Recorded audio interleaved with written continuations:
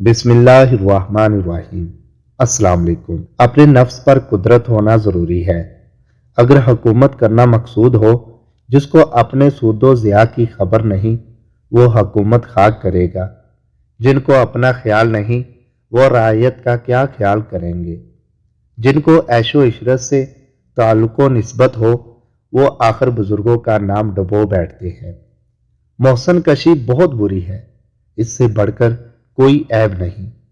जो इंसान का शुक्र नहीं करता, वो खुदा का भी शुक्र बजा नहीं लाता। बेवफा का कहीं ठिकाना नहीं होता और ऐसों को वकार भी नसीब नहीं होता। मतलब परस्ती और खुद परस्ती ताल्लुकात को कमजोर करती है। अगर दोस्त तंगी में काम ना आए तो फरागी के वक्त ऐसे दोस्त से काम ना ले। जंग में शरीक ख्वाह कोई भी किरदार हो, वो लड़ाई का हिस्सा होता है। बदी का फल सवाई बदी के कुछ नहीं। बदी करके नेकी की उम्मीद ना कर।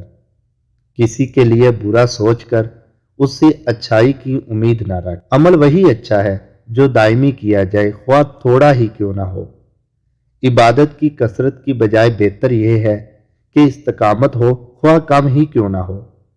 हासिल जो भी चाल चलता है, उसका तीर उसे ही आकर लगता है। हिरस को भी वही मिलता है जो उसके मुकद्दर में होता है। किसी औरत के पीछे जाने की बजाय किसी शेर के पीछे चले जाना बेहतर है, इसलिए कि शेर पलट कर आया तो जान चली जाएगी, मगर औरत पलट कर आई तो ईमान चला जाएगा।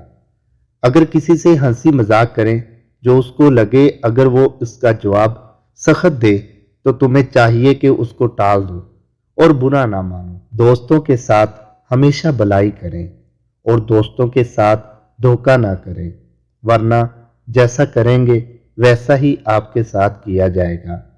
अगरचे दुश्मन जसामत में छोटा हो, उसको कभी भी दिल में हकीर मत समझना चाहिए। दुश्मन और आग दोनों एक जैसी सिफ्त हैं, दोनों को कभी कमतर ना समझो।